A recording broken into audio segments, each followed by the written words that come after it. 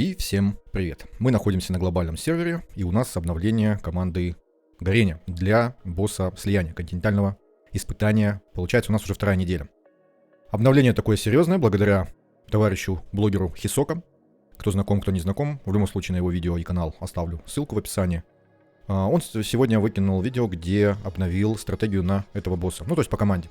Тут основное кардинальное изменение — это расстановка. Расстановка, открылся такой один секретик, который влияет сильно на урон итоговый. У меня здесь уже более приземленные цифры, у Хисоки, как всегда. Кто следил за ним, не следил. У него постоянно, я не знаю, откуда он такое снаряжение берет, но у него там характеристики такие, что они просто близки очень к идеальным. Что в первом сезоне у него было, что у команды призыва, что вот сейчас по горению. У него эта команда набила больше 800 миллионов. Это уже более приземленные цифры, такие, как вот я смог выкрутить. 645, это максимум пока что я делал. Понятно, что здесь основной урончик — это Дурем. Ну, давайте посмотрим, что изменилось с предыдущей команды. Как видимо, Шетиус тут так и не появился. Ну, как бы, видимо, уже и не появится. Возможно, что он отыграет свое унижение, то есть восстановит свою честь, достоинство на финальном боссе. Там все-таки для него условия получше. Хотя, учитывая вот такие цифры, я сомневаюсь. Не знаю, посмотрим. Скорее всего, да, но посмотрим. Итак, что за команда? Команда та же самая. То есть Дурем, Карф, Эльминстер и Торин с Биксом. Что изменилось? Изменился порядок. Как нам объяснил товарищ Хисока, имеет значение порядок выставления наших героев на поле. То есть мы убираем всех и ставим по очереди. Причем, как он же опять объяснил, только уже не в видео, а в телеграм-группе в своей, не в своей, точнее, в челленджера группе. Самая крупная группа, на нее я всегда постоянно ссылку оставляю в описании. Приходите, там уже почти 800 человек, ну более 700, скажем так. Там он объяснил, что не персонаж привязан к позиции, то есть то, что он показывал, допустим, что Дурема сначала, потом Карфа, это не важно. Главное сам порядок выставления. То есть кого именно вы выставляете, это не важно. Главное, чтобы порядок был согласно вот этим клеточкам. Ну, то есть позициям на поле боя. И тогда тех существ, которые призывает босс, тогда они будут оптимально расставляться на поле боя, появляться, в общем.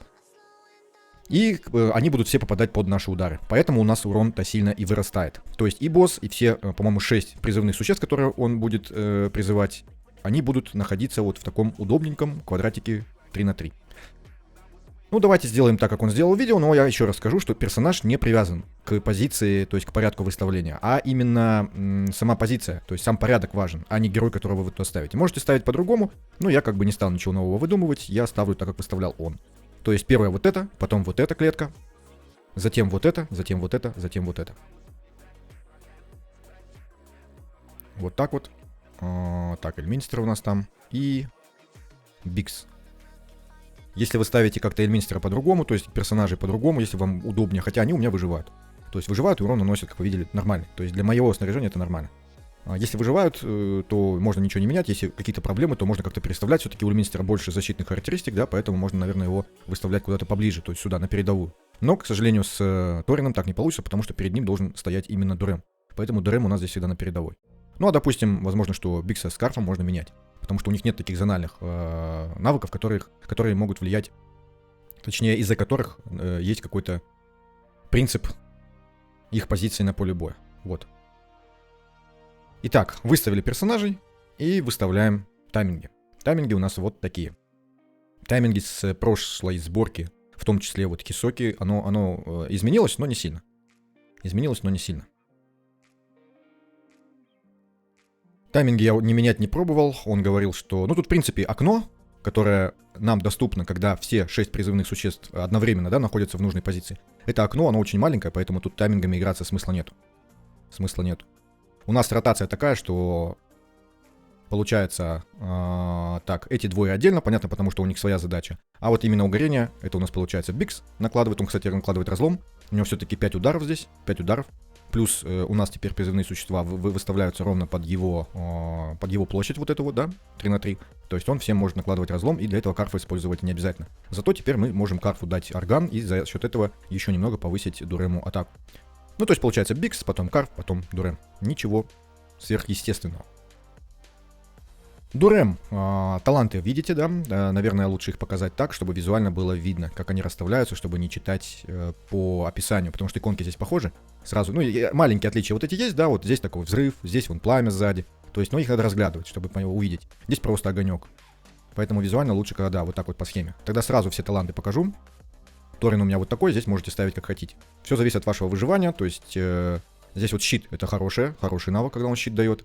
Но можно, конечно, дать и снижение урона, если вам не хватает лечения. Здесь, мне кажется, наилучший вариант это вот эти вот два. Эльминстер у нас вот такой, у меня он не докачан. Таланты, но они здесь не принципиальны, то есть можно их не докачивать. Бикс вот такой. Я пробовал играться, кстати, вот этими талантами, то есть распределять вот эти роли, которые вот здесь вот в талантах. Вот эти вот усиления, распределять по-другому между Дуремом, Карфом и Биксом. У меня получалось в итоге хуже. Хуже, либо то же самое. Ну, в основном хуже. Поэтому это получается самое оптимальное такое. Тем более, что люди уже много раз натестировали. Хотя, как видите, все течет, все меняется. То есть у нас здесь может еще что-то добавиться благодаря нашим героическим подвигам тестировщиков, которые тестируют команду. И находят вот такие вот странности и такие вот особенности. Итак, снаряжение. У Дурема я пробовал выкручивать атаку на максимум. То есть ставить такой же предмет, только делать уже не крит урон, а атаку. Ну, я проверял просто, насколько разница влияния между атакой, допустим, крит уроном. Но здесь есть определенный баланс. Нужно выдержать определенный баланс. То есть между атакой, между крит шансом, между крит уроном. У меня был крит урон под 100%. То есть здесь было 80 с чем-то, то есть 90 где-то 6 в общем процентов. Но при этом у меня было меньше атаки. Причем атаки меньше где-то на 500, что ли. Я убрал немного крит шанса и добавил атаки. И результат изменился, извините меня, на где-то 40 миллионов. 40 миллионов. Просто там за кусочек атаки. То есть играйтесь, не упирайтесь, допустим, там в крит урон, крит шанс. Атака тоже очень важна. Но при этом определенный, да, шанс должен быть в том плане, что чтобы он часто срабатывал. А то если сильно его понизить, то получается, что он не будет просто срабатывать. И урон в итоге снизится, соответственно. Если задирать крит урон, опять же, в ущерб атаки, то тоже ничего хорошего не получится. У меня был выше крит урон, там процентов на 30. И вот, как я уже сказал, шанс крит удара. Но атака была меньше, и у меня получалось заметно хуже. Точность Дурема нужна.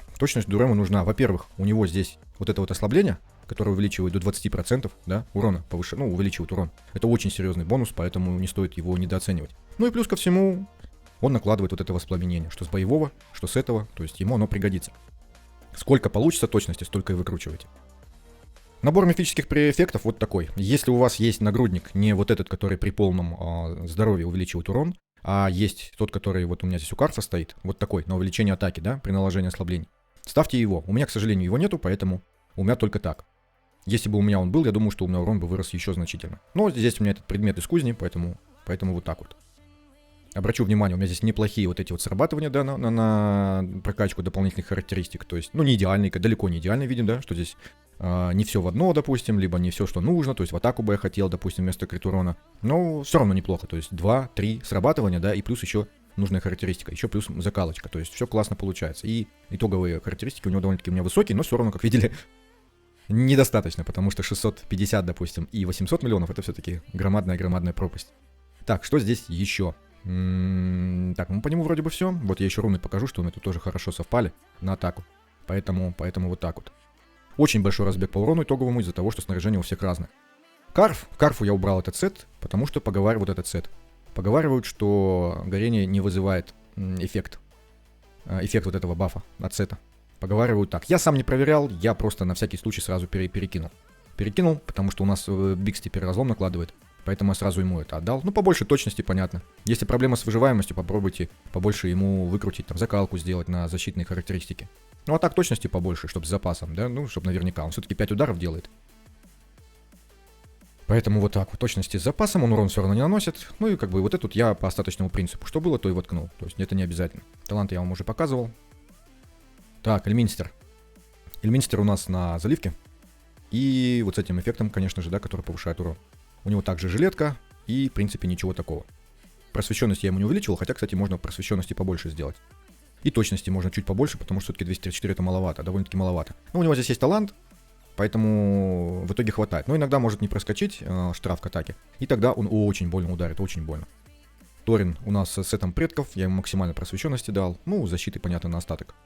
Защиты и очков здоровья. Но у Торина, он же у нас омертвление, ему заливка не идет, а ему нужно попадать в цикл 18 секунд. Поэтому у меня здесь Торин плюс 3, то есть 30 ускорения у него уже есть. А остаток ускорения я набрал с рун. Вот с этих рун, да? Поэтому имейте в виду, у него цикл должен быть 18 секунд, не больше, иначе он будет съезжать постоянно. и в итоге съедет так, что, ну, в общем, будет не очень приятненько. Хотя пробуйте, может быть, там сильно, если небольшая разница, то есть там 18.1, 18.2, может быть, на бой этого хватит. Но как бы вот так вот. Если снять ускорение, то есть пробуждение, которое дает ускорение, у меня получится похуже, конечно.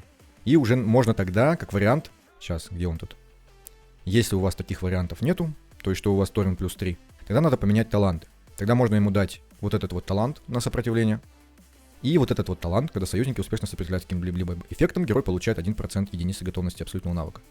Тогда он за счет вот этого процентика, который будет срабатывать, да, частенько, то есть достаточно будет ему сопротивление выкрутить, ну и, допустим, кому-то еще. Потому что, допустим, Бикс у нас и Карф урона не наносят, можно им еще сопротивление добавить. И тогда они будут тоже сопротивляться вот этим штрафом атаки. Тогда у него будет быстрее накапливаться энергия. То есть смотрите вот на такой вариант, если у вас торрен не плюс 3. Вот эти два таланта. Да, пострадает живучесть, но это можно отрегулировать, изменив немного снаряжения, допустим, у других компаньонов ваших, союзников. Так, кого я еще не показывал? Дурема показал. Карф у нас теперь с этим, с органом. Мы ему выкручиваем максимально атаку. Точность, естественно, ему надо, желательно с запасом. Ну и все. То есть основная задача у него это, да, накладывать горение побольше. И иметь побольше атаки, чтобы ее больше раздавать. Ну и, соответственно, вот этот сет на баф. Ну и опять же, если что, выкручивайте сопротивление, если вдруг у вас Торину понадобится, чтобы союзники сопротивлялись и чтобы он набирал энергию. Аура у нас здесь выбор невелик. Если понадобится сопротивление, ставьте сопротивление. Если понадобится просвещенность, то есть щиты пожирнее и лечение посильнее, то ставьте просвещенность. Это как-то так. Что еще? Ну, Карфу у меня, кстати, обращу внимание, что не очень получилось атаки набрать. Не очень. Но я, если честно, ему специально поставил вот эту руну на крит урон, у меня здесь была атака. Потому что он начинал обгонять Дурема. А если он начинает обгонять Дурема, тем более он же еще вот с этой вещи собирает 30%, причем их собирает моментально вообще, 20 вот этих эффектов, он прям моментально, за первое срабатывание вот абсолютного навыка, он сразу 20 эффектов собирает. А он не должен обгонять Дурема, потому что у нас есть волнолом. То есть, допустим, давайте посчитаем, да, вот на 1000 у него больше атаки. То есть он на 100 единиц передаст больше Дурему. Но при этом Дурем тогда не получит целых 18% атаки бонуса, да? Ну и вот какой смысл ему эту 1000 давать? Поэтому вот так вот. Ну и, собственно, смотрим. После вот такой вот расстановки, то есть порядка, точнее, выставления на поле от боя, смотрим, что происходит.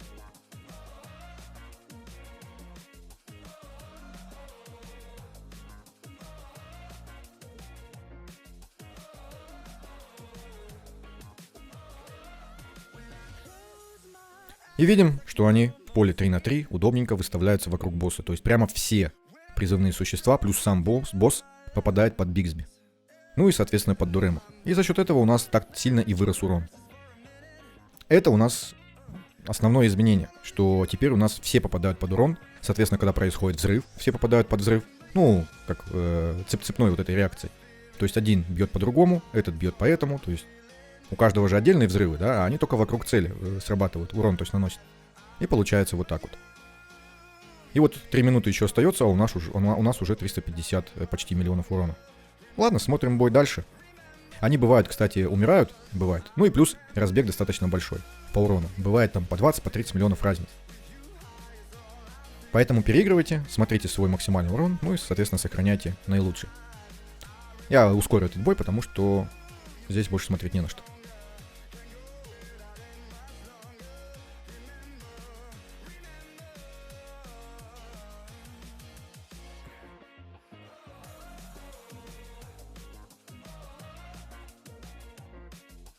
Ну и вот вы видите, какой разбег уже произошел. То есть, если было 645, то сейчас у меня 630. То есть, разница довольно-таки большая между проходками. Ну, нужно выцеплять ту, что получше. Но я не советую, конечно же, тратить на это автобой, потому что здесь довольно-таки все просто. Нажал, там отвлекся, занялся своими делами. И потом посмотрел результат. Это я к тому, что если у вас есть команда Сперконта, то лучше оставьте автобой на нее. Самая такая нервотрепная команда и босс. Точнее, даже не команда, а именно босс. Поэтому лучше это оставить на перконты. Я уже здесь опрометчиво так не трачу эти попытки. Вот у меня 30 остается, я вообще ничего не трачу, у меня все на перконты пройдет. Потому что там очень большой разбег из-за того, что у босса часто то проходит, то не проходит. Контроль, ослабление и все вот эти вот эффекты. И поэтому каждый бой там разбег такой, что просто кошмар. И лучше там перебирать вот этими быстрыми боями. На этом все. На этом все. Основное изменение команды. То есть, какую бы вы команду ни использовали, если она будет включать, вот, допустим, Дурема, да, и, ну, то есть, вот такой состав. Пускай там с какими-то заменами, но если у вас будет такая же расстановка, то учитывайте вот этот момент, чтобы они попадали под удар все сразу. То есть выставляйте в таком порядке. То есть раз, два, три, четыре, пять. То есть, ну, вот так вот, грубо говоря, вот так вот. Ой, так. Вот так вот. Вот так вот. Итак, а что будет, если Дурему убрать? Насколько просядет урон, если убрать ему вдохновение? В моем варианте, при моем снаряжении. Понятно, что у Николая там, он же Хисока, да, у него даже если пробуждение убрать, у него будет, наверное, все равно 600+. Но у меня такого снаряжения нету, поэтому... Связь стихий у меня на 10, связь стихий на 10. 10 из 10 у меня связь стихий здесь. Если что, учтите это. Но здесь я потрачу автобой, чтобы не терять время.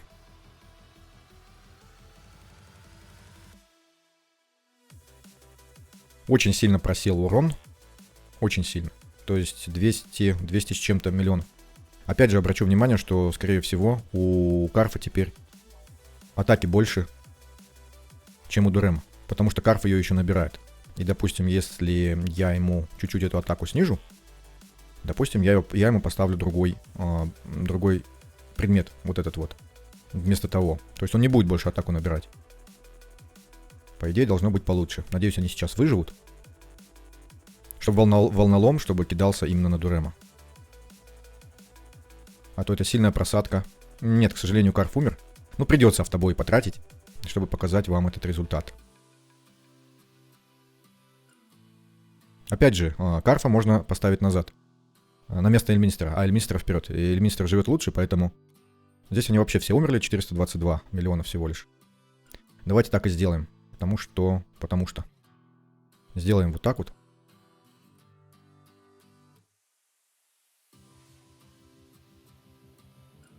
И, кстати, посмотрим, собьется ли сейчас порядок разбежки монстров. 414 миллионов. Маловато. Маловато будет. Давайте заново выставим, только уже Эльминстер будет впереди.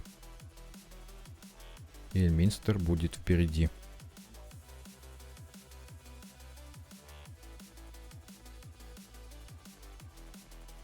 А Карф будет сзади. И посмотрим.